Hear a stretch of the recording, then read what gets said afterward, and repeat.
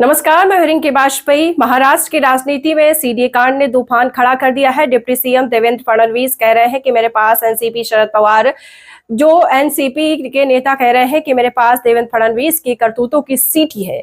अब कमाल देखिए कि दोनों एक दूसरे को चुनौती दे रहे हैं, ज्यादा बनो मत वरना वीडियो आउट कर दूंगा, और दोनों में से कोई आगे बढ़ने को तैयार नहीं है। अब जनता मजे ले रही है कि दोनों लोग वीडियो आउट कर दो, पता तो चले कौन क्या खेल खेल रहा है। लेकिन असल बात तो ये है कि बीजेपी की हुई है, क्योंकि चर्चा चल रही है कि देवेंद्र फडणवीस अजीत पवार को जेल भेजने का षड्यंत्र रच रहे हैं, तो भी तब जब वो खुद सरकार चला रहे हैं। अजीत पवार, आपको पता ही है कि अजीत पवार फडणवीस के साथ ही इस समय महाराष्ट्र के दूसरे डिप्टी सीएम हैं, जो बीजेपी की सरकार में जैसा तय था, इस पर खलबली मच गई है कि भाजपा केवल शरद पवार को सबक सिखाना नहीं चाहती। अजीत पवार को निपटाना चाहती थी, अब फडणवीस को काट मार गया है, क्योंकि उद्धव सरकार में गृह मंत्री रहे एनसीपी के नेता अनिल देशमुख ने उप मुख्यमंत्री देवेंद्र फडणवीस की चेतावनी पर कूटाघात किया है। उन्होंने कहा है कि अगर कोई उन्हें चुनौती देगा तो वो अपने आरोपों के सबूत पेश कर देंगे।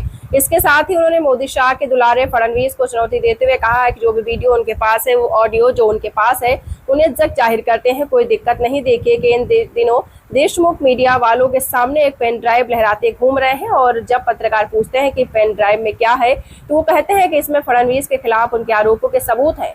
अगर मुझे चुनौती दी गई है तो मैं अपने पास मौजूद वीडियो जारी कर दूंगा, मैं बिना सबूतों के नहीं बोलता। तो वीडियो जारी क्यों नहीं करते, जनता के सामने क्यों नहीं रखते? इस पर अनिल देशमुख कहते हैं कि इस समय आने पर सब कुछ बता दूंगा। इस पर वो चुप मर जाते हैं। अब जरा समझिए कि पूरा मामला क्या है। राष्ट्रवादी कांग्रेस पार्टी शरद चंद्र पवार के नेता अनिल देशमुख ने आरोप लगाया है कि साल 2021 में जब वो महाराष्ट्र के गृह मंत्री हुआ करते थे, तब देवेंद्र फडणवीस ने कथित तौर पर एक आदमी को उनके पास मिलने भेजा। देशमुख के मुताबिक उस आदमी के पास तत्कालीन मुख्यमंत्री उद्धव ठाकरे, उनके बेटे और कैबिनेट मंत्री आदित्य ठाकरे, तत्कालीन वित्त मंत्री अजित पवार और तत्कालीन परिवहन मंत्री अनिल परब को फंसाने वाले कई हलफनामे थे। देशमुख कहते हैं कि इन हलफनामों को देखकर मैं दंग रह गया, क्योंकि वो सफेद झूठ के पुलिंदे थे और उससे भारी साजिश की बू आ रही थी। अनिल देशमुख ने दावा किया कि फडणवीस के भेजे हुए आदमी ने उनसे कहा कि अगर आप खुद को लफड़े में फंसाने से बचाना चाहते हैं तो चुपचाप इन हलफनामों पर दस्तखत कर लीजिए, वरना आपको भारी कीमत चुकानी पड़ेगी। लेकिन उन्होंने ऐसा करने से मना कर दिया। अनिल देशमुख के मुताबिक इस घटना के कुछ ही दिनों बाद अनिल देशमुख को नवंबर 2021 में 100 करोड़ रुपए की वसूली के लिए गिरफ्तार कर लिया गया।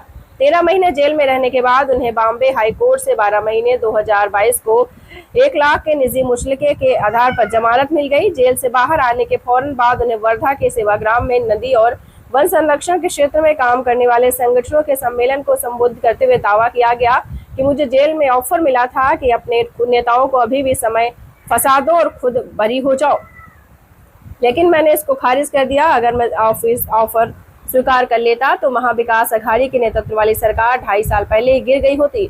लेकिन मैं न्याय में विश्वास रखता हूं, इसलिए मैंने रिहा होने का इंतजार किया। अब जब महाराष्ट्र में विधानसभा के चुनाव सिर पर हैं, तो जिन फिर से बाहर निकल आए हैं। इसी पर देवेंद्र फडणवीस ने देशमुख को चेतावनी दी थी।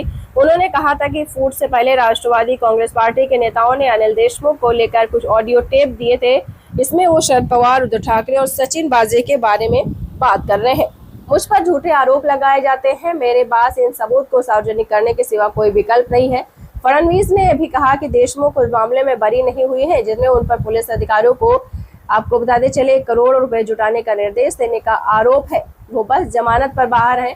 24 जुलाई 2024 को देवेंद्र फडणवीस ने कहा था कि अनिल देशमुख के खिलाफ मैंने या किसी और ने नहीं, बल्कि कोर्ट ने एफआईआर दर्ज करने का आदेश दिया था। मेरे पास ऑडियो और वीडियो के कई क्लिप्स हैं जिनमें अनिल देशमुख, उद्धव ठाकरे, शरद पवार को क्या क्या बोल रहे हैं, वो सब कुछ है। इसीलिए आप शांत रहो।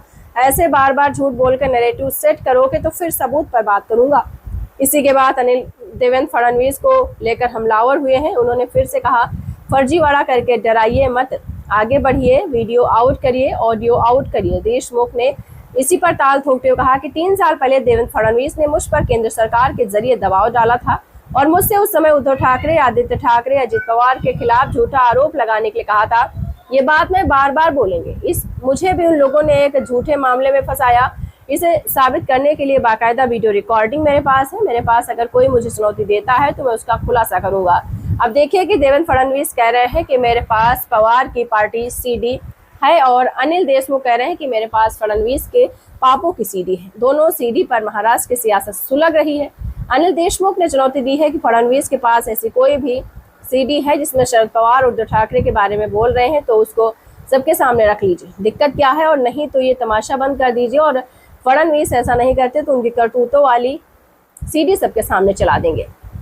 तो कुल मिलाकर कहानी ये है कि महाराष्ट्र में बीजेपी अपनी खिसकी हुई जमीन को बचाने की कोशिश में ऐसी स्थिति में पहुंच गई है जहां उसके सामने विश्वसनीयता का संकट खड़ा हो गया है, क्योंकि नरेंद्र मोदी और अमित शाह पर जो सबसे बड़ा इल्जाम है वो यही है कि पूरे विपक्ष को खत्म कर देना चाहते हैं, जेल में डाल देना चाहते हैं। अनिल देशमुख ने अब तो कह दिया कि उद्धव ठाकरे, अजित पवार, आदित्य ठाकरे सबको फंसाने के दबाव बना रहे हैं, बीजेपी को दबाव में ले लिया है। और यहाँ बीजेपी से मतलब देवेंद्र फडणवीस नहीं, नरेंद्र मोदी, अमित शाह और जेपी नड्डा है, क्योंकि महाराष्ट्र में बीजेपी का जो सुपड़ा साफ हुआ है उसके बाद फूक फूक कर कदम रख रहे हैं। लेकिन पढ़ते रहिए fight against criminal daily newspaper. आज की खबर में बस इतना ही। वीडियो को लाइक करें और चैनल को सब्सक्राइब कर लें जिससे आने वाली वीडियो की नोटिफिकेशन आपको मिलती रहे।